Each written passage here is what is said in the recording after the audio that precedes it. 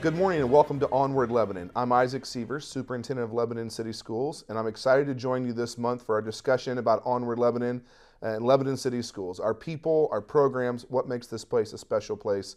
I'm joined today by Donovan Elementary Principal Cliff Franz. Welcome, Cliff. Thanks for joining me. I know this is really exciting for you today, right? Like you're so excited about this. Absolutely. What we're going to talk about today is our district's implementation of behavioral leadership. You know, it's a program that we have in grades kindergarten through 8th grade. And Donovan Elementary is actually the first place in our district to do this. And so we're just going to jump in this morning. We want to share what the program is. It's really about staff training around how we reinforce and teach behaviors that are expected in the district. But it really came to us under a different name in 2019. So Cliff, you were around, you've been at Donovan for a while now, and you brought something called Love and Logic. Yes. So what made you think in 2019, this is something that we needed? What was the premise behind Love and Logic at the time? And then we'll talk a little bit about how it's morphed to now. Yeah. Well, first, thanks for having me. So back in 2019, as a staff, we're looking at behavior data within the building, and we're noticing things about where behaviors are occurring: classroom, cafeteria, hallways, those places. Common places where we're seeing most of the disruptions happen. Yes, and then we're also seeing like it's happening in some classrooms more often than others.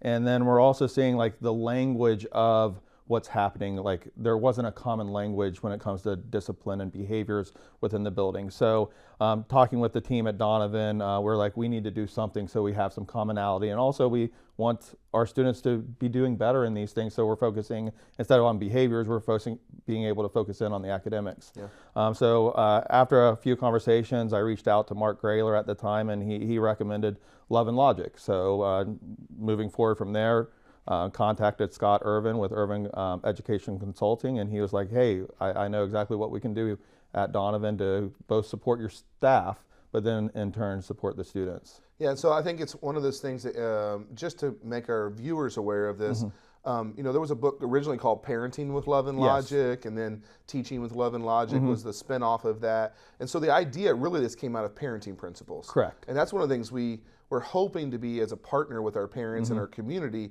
What are some things that we're doing inside of our building that may also be able to translate into your homes and help you with parenting your children, the constant sort of behavioral struggles that happen? Right. Scott Irvin was a former teacher in Dayton Public Schools and began this work around, I think, the same thing, right? I'm dealing with all these problems in my classrooms. Right. He had read the book Love and Logic and thought, I can make that a school practice and principle. So now it's sort of morphed and changed over the last several years. Scott is out on his own, and we have this program called Behavioral Leadership. Yes. Any different than Love and Logic? No. It's the same thing. Yeah. Rebranded, we're going to slap a new name on it, charge some more money, move on, right? At least that's my understanding on it, yeah. I think that's my understanding as well. But the reality is Scott comes at it from an education perspective. Right. Dealing with a difficult population in Dayton Public Schools, and how can I stop the power struggle that exists in schools, reward positive behavior, focus less on the negative behavior. And so several of the things I just want to point out before we get into some of the things that are working and strategies is, you know, behavioral leadership is something we've intentionally invested in grades kindergarten through 8th grade. This year in 7th and 8th grade, and quite honestly in 7th and 8th grade, because they saw the benefit of kids coming from Berry, and there were some common language like you talked about, right? The things that kids were responding to quickly at the junior high were making an impact on behaviors. I mean, just, you know, not talking about data or any of those sort of things, is this working in your building? What are some of the changes you've seen as a result of sort of this common language and things that are happening? So I feel it's definitely working. There's a sense of responsibility that's occurring both in the classroom and the hallways, even down in the cafeteria.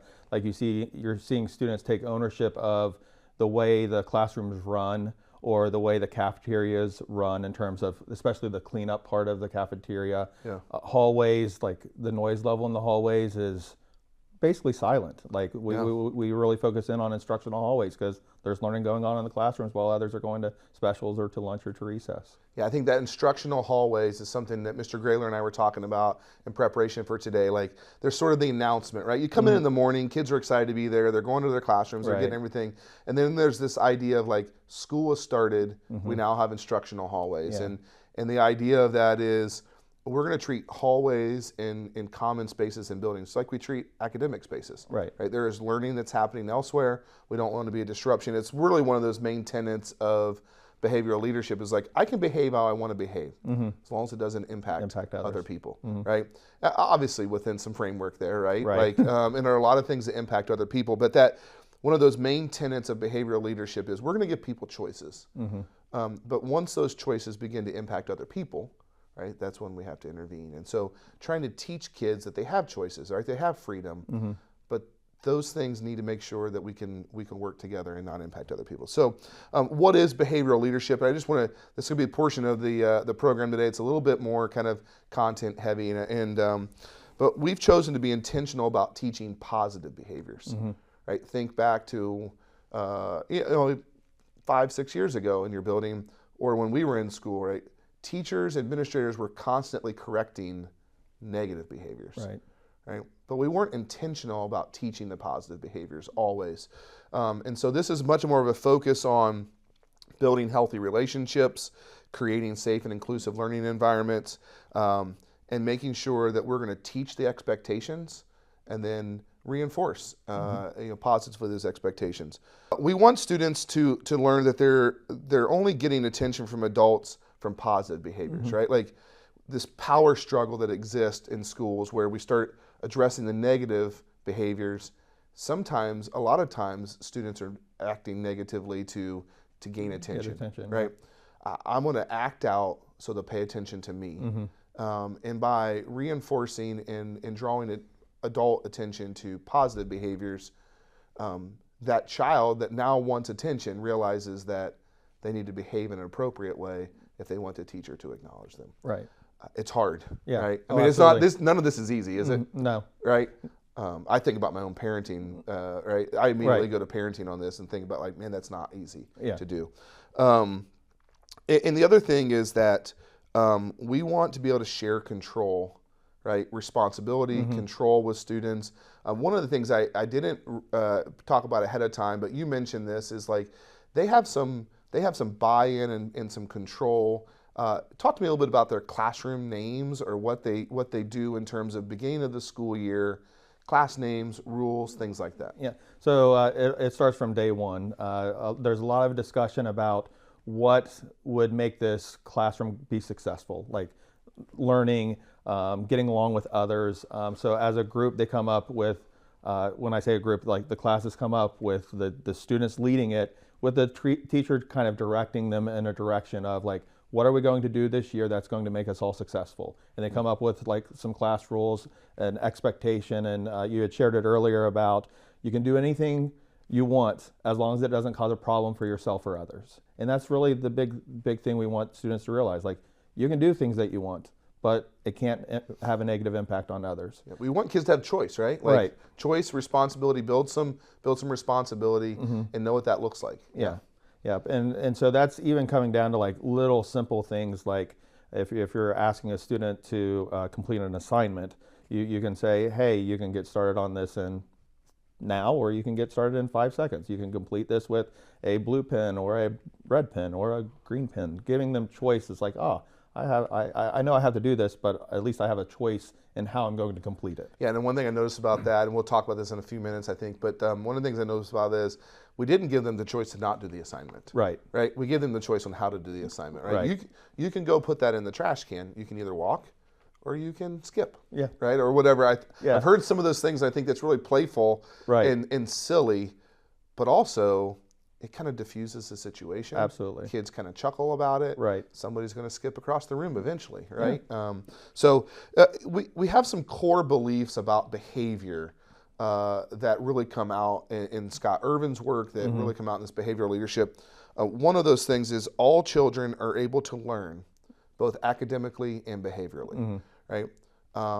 we are going to continue to reinforce and to teach because we believe that all kids can learn how to behave appropriately in the same way that we believe that all kids can learn how to achieve academically. And so it's trying to take what we believe about academics and apply it to behaviors.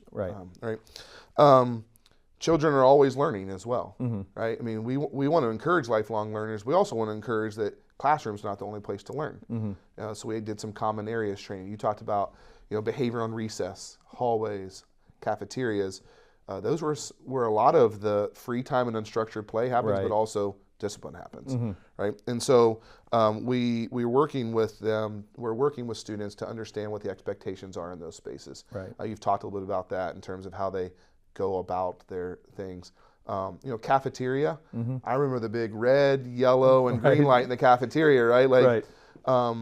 What's changed about cafeteria time in terms of behavior under this scenario of choice and responsibility, and what impact have you seen there? I think the biggest impact was just the amount of stuff that was left behind or on the floor. Like now knowing that a friend or a classmate is going to be the one responsible for cleaning it up, like that's been a big change. Also, like they know now we've moved recess to after lunch. And so they know in order to be dismissed to recess, there's certain things that have to be met. And if they're not doing it, their classmates not going to dismiss them to recess.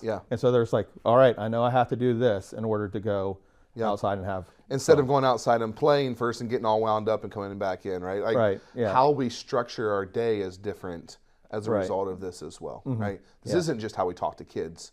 There's a lot that went into this, and that's one of the things that was impressive to me is to look at our consultant Jed when he comes in and Scott, like they have thought about how schools can function and function better, and are very helpful in that way. Really, children need real limits that are calmly enforced without anger or haste. How many times we fly off the handle, right? And like, I told you to do this. And again, we start to escalate, and the power struggle starts to happen there. And so we believe that children need limits that are calmly reinforced without anger or haste. And then children need to be taught how to use positive behaviors. So those are some principles that are a part of this training that really, I think, as a parent looking at it, right, like appropriate limits are important, right? Reinforcing positive behaviors are important. Making sure we understand how to work and be responsible in different environments. Children should be required to be responsible. I mean, I read that and I think about our core values as a district of respectful, responsible, and reflective. But we're teaching kids how to be responsible here. You've mentioned a couple times, I'm going to jump ahead to something that I was going to talk about later before we get into some strategies. Kids helping to clean up. I think at your building, you called them helperoos. Helperoos, right? I love the name. I think about my old Roo shoes that I had back in the day, but helperoos, they're called something different at Bowman, they're called something different at Berry. But like, talk a little bit about this student leadership core, basically what it is. How do they get on it? What are the responsibilities? How are you utilizing it in your building? So they're originally called Student Volunteer Corps. So our students last year decided to name them Donovan Helperoos. They're chosen by their teachers. So teachers are at the beginning of the year are looking for certain behaviors that students are exhibiting that would be of a leadership, helping out, helping others, all those traits that you would want of somebody in a classroom. And so after about 2 weeks, we took names, and those students they have a job. They're the Donovan Helperoos, and they have a variety of tasks that they can complete, not only in the classroom, but also within the building or down in the cafeteria. Cafeteria, it's mainly the cleaning up, sweeping. It is surprising. Students love to do that. But then they also help myself and Mrs. Womack at Donovan by getting prepared for assemblies or special projects that we may have going on to celebrate our teachers. I do know at Bowman, I was actually escorted from the office to the space that I was going to be in a meeting at by one of their student volunteers. And so I want to think about that for a second. So this is a kindergarten through a second grade student. I know recently Mr. Dalton, our HR director, had some students in from Miami University that were, I don't know if that's why you were there for that day, but and Bowman sent kindergarten through second grade student volunteers to the office to escort college students around their building to show them the space and to get them to the appropriate place.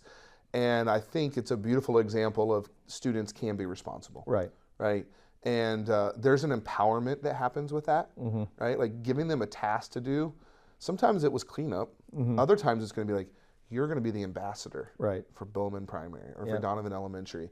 And kids took great pride in that. So I think that's something that's, so if your kid comes home and says, I got to clean the cafeteria, there's much more to it. There's definitely more to it. And if you think about it, there's the responsibility, but if they do something that jeopardizes that, they could be let go from that position and somebody replace them. Hopefully that doesn't happen, but it could. And I think also some of the common training, right? Like we've talked with staff about how they walk kids through the hallway. Oh yeah. Right? So these student leaders are the ones in front of the line now, knowing where they're supposed to go, where to stop, and the teacher can be behind and monitoring students. And so it really is an intentional look at how we move about the building and interact with each other. So what does this look like in the classroom? We're just going to highlight a few of these practices today.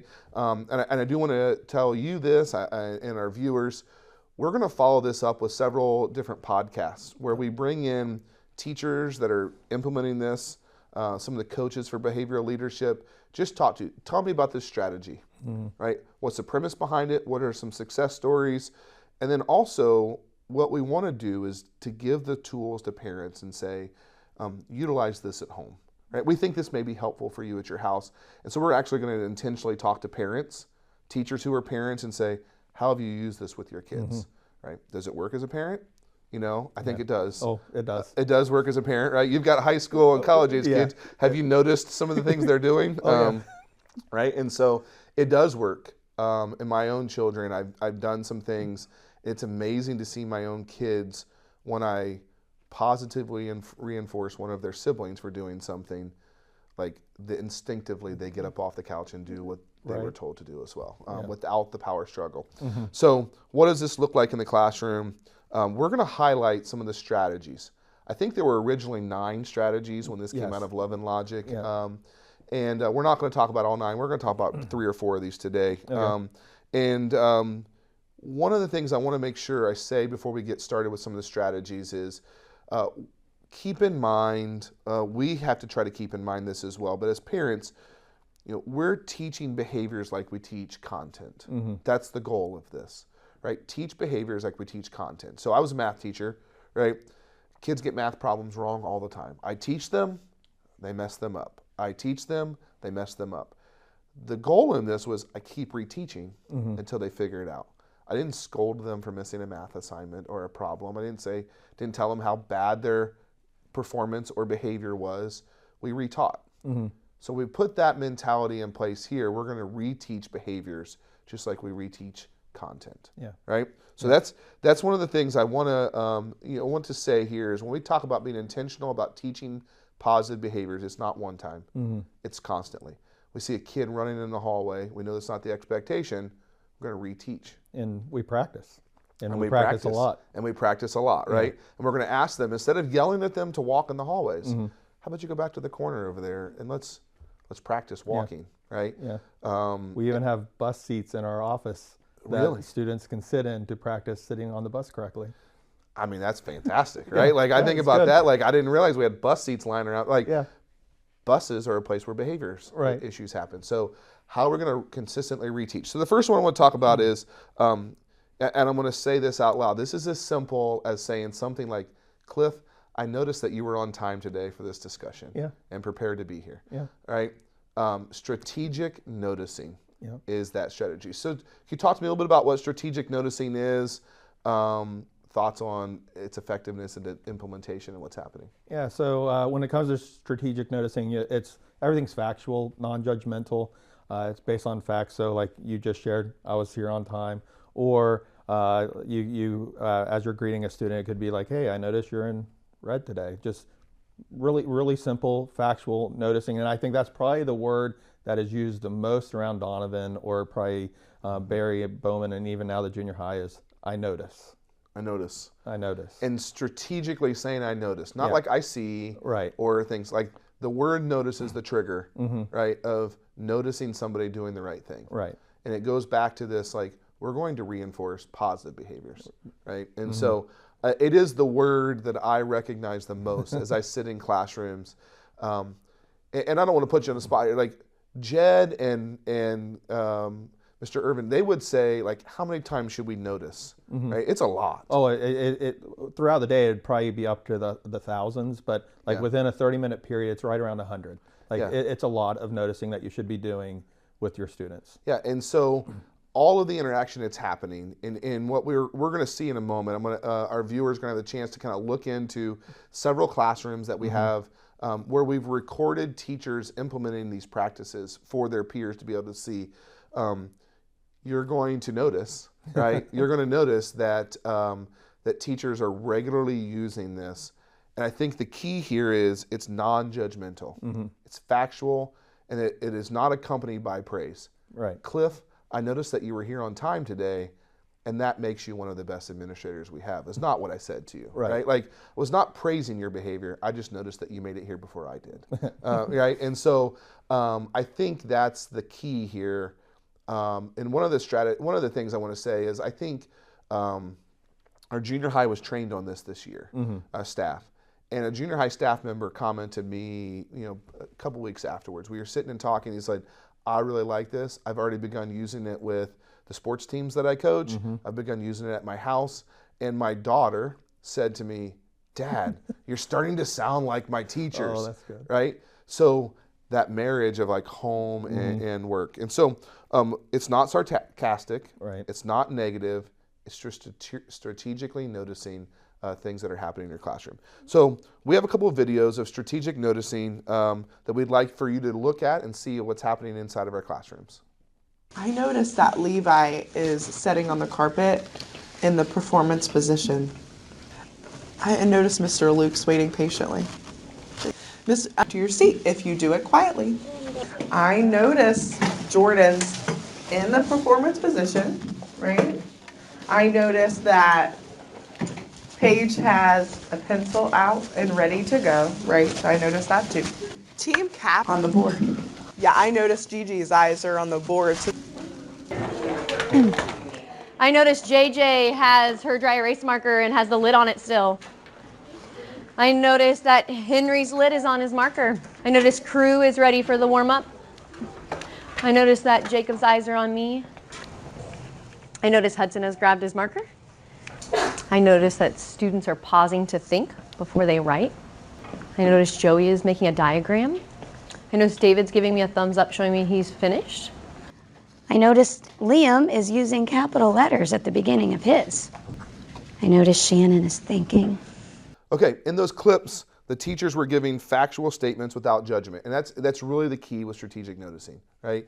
And I think it's one of those things that if you're a parent at home watching this, you can just begin to notice when your kids are doing the things that you expect of them.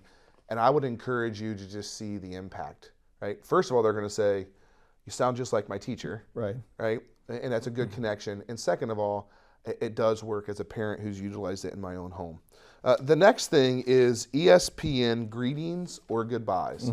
I have to admit, I hear ESPN greetings and goodbyes, and I wasn't sure what it was until today. Yeah. So can you talk to me? Well, it's an acronym. Yes. What's the E, S, P, and N, and how's it being utilized in our buildings? Yeah, so it's actually probably my favorite part of this whole process. So the E is eye contact. So as students are coming into the building or into the classroom, we're making eye contact with them.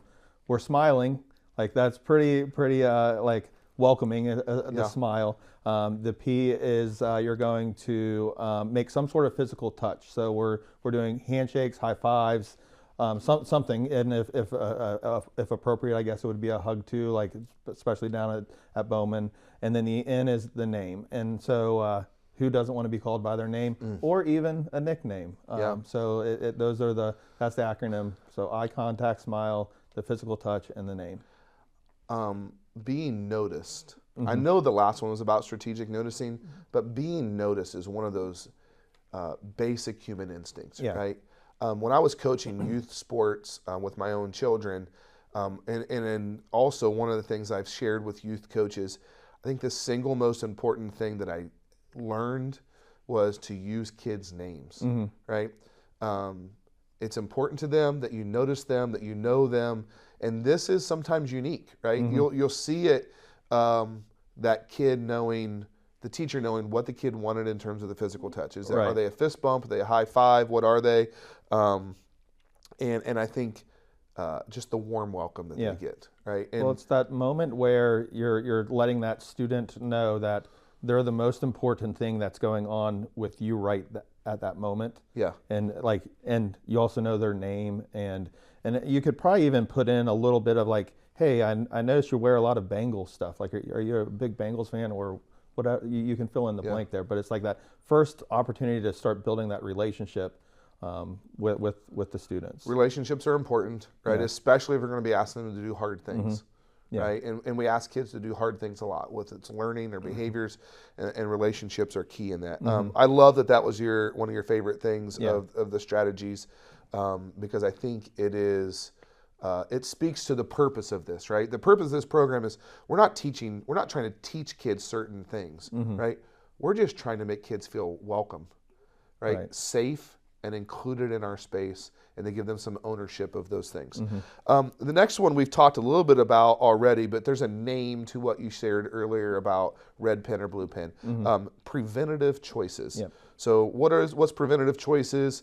Why is it preventative in this? I guess in this example. Yeah. So with the preventative choices, you're wanting something to be done, but you're allowing the students to like have a little bit of ownership in how it's going to get done. Like the end product doesn't really matter.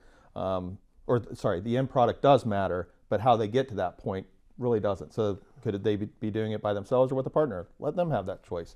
The color of the pen, like I mentioned earlier, when they get started, all of those things don't really matter in the big scheme of things, but the end product does. So how they get there is their choice. One of the things I've talked with some people about in other areas of leadership and other areas of things is like open fist and closed fist, right? Like the end product, what we hope they learn and the activity and the product that they produce, that's really the closed fist. Like we're going to hold tight to, we need you to do this. The open fist is really, right, how they choose to get there. As a math teacher, right, like there was a taught way of doing something. There was an expected way to go through the math problem. But like if a kid got there a different way, they still got to the correct answer. Was I going to be upset about the fact they didn't use exactly how I told them to use it? So what's the open fist things I think about, like the things that really don't matter, that we can give kids choices in? Because then they begin to build some responsibility, feel like they have control over the environment, especially for those kids where the struggle, right, happens a lot. So at your home, right, what are some open fist things that we can give them to do? And what are some things like, I still need you still got to clean your room. Right. You can do it now, or you can do it in 5 minutes, right, or whatever that may look like. Okay. The next one is argument shield. I'm going to skip the one we talked about there because for sake of time, and we'll come back to it later on some of our podcasts maybe. But argument shield, what is it? Why is it used? Well, I think most people know it takes two to argue. So in this case, with the argument shield, teachers are going to tell students, we don't argue, or I'm not going to argue. And it's setting those, if a student comes back and says, you come back with, what did I say? And you continue with that. And if need be, you move on and you start noticing the things that students are doing within the classroom that you want to be going on. So it's letting students know that you're not going to argue. I know Scott and Jed both say that you could also establish like, hey, I argue at 5 p.m. And so it's establishing a time outside of like when you're actually going to be around the student. I think one of the things I heard them say in their initial staff training with this was like, I care too much about you to argue with you, right? I care too much about you to argue, because arguing is going to fracture the relationship, right? And so this isn't going to be an argument, right? And not the like, I'm in charge, you're inferior, but just, right, I love that it takes two to argue, right? It takes two to argue. And so, and then it has to be done repeatedly, over and over and over again. And so I think it's one of those things that as we look a little bit more at the strategies, right, how does this work in a classroom, some teacher like examples of that, but also I see this as a parent in my own house, right? And I've told my 14-year-old, I love you too much to argue, Right. right? And I walk away from the situation and come back to it, right? Like type of thing, right? Like, because it does take two, and what ends up happening, is we've talked about this a couple times, is that escalation of things. The next thing you know, boom, we're on a, it's not words anymore, right? It's power struggle. So, you know, I think it's really helpful for us as a district to have common language, right? And so as we kind of look and wrap up here a little bit, like one of the things that brought this to your building initially was within your building to have common language. We believe this is something that's essential, right, to us as a district, that we have a positive behavioral system, right? We have positive behaviors, intervention, support. People will hear PBIS, and it's a requirement that we have across the state, right? That we have a PBIS plan. This is one aspect of that, like teaching the positive behaviors and how do we reinforce them. The other thing that's really important about it, to me as a leader, is we have 5 buildings. We have 4 transitions, right? They're going to go from one building to the next every 2 years for a while in our district. And it's a lot of transitions. So how can we build consistency across the board, right? So you guys were doing this first, right? And you got kids in 3rd grade and you had to teach them sort of some of these things. As a building principal, I'm just curious now, as this has begun to sort of go from K to 8, are you seeing it's easier to teach these things up front because there's a common language and an expectation with 2nd graders coming to you as 3rd graders? Absolutely, and I think it saves time at the start of the year with the incoming students from Bowman. Just that transition of, oh, we already know that these are the expectations that we have as a building. Like, I already know that that's going to be the case in this classroom or this cafeteria or this gym or on the bus. Like, the expectation is going to be very similar. Now, as they get older, the responsibilities that they could have within the classroom could change.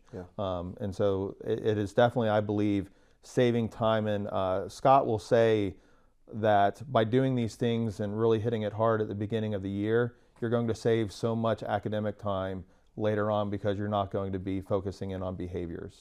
And so, like, we're gaining, even though a lot of focus at the beginning of the year is on behaviors and showing students what we expect, like down at the end, it's all academics because the behaviors are kind of not happening. One of the things we actually have looked at recently in the last several months is our behavior data, right? And the number of referrals, the number of incidents that are happening.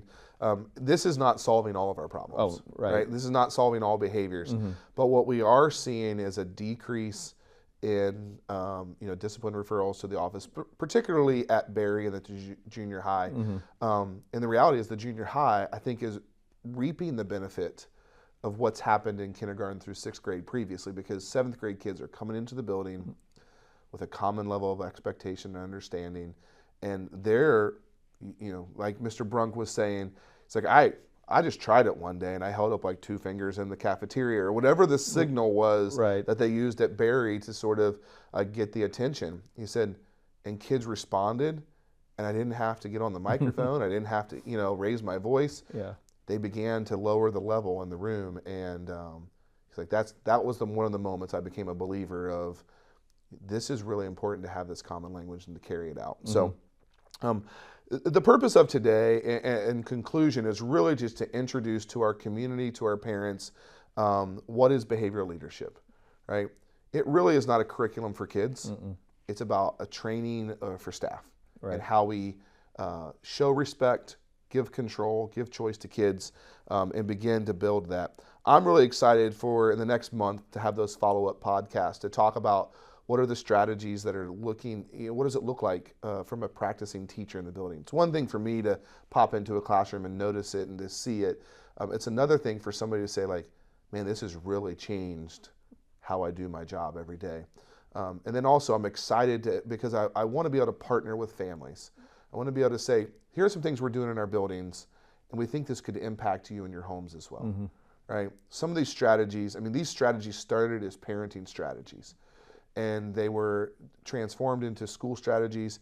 How can we get it back to, like, saying to a parent, try this at home?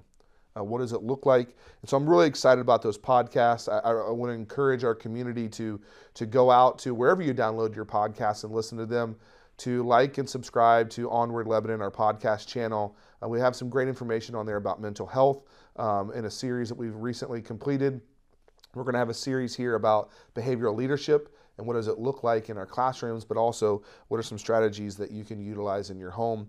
I want to thank you for being here, Cliff, today. Anything else that you really wanted to say that you want to get off your chest before we go? No, I'm good. Thanks for being here. I know that it's not always easy to like when the superintendent says, I would like you to do this.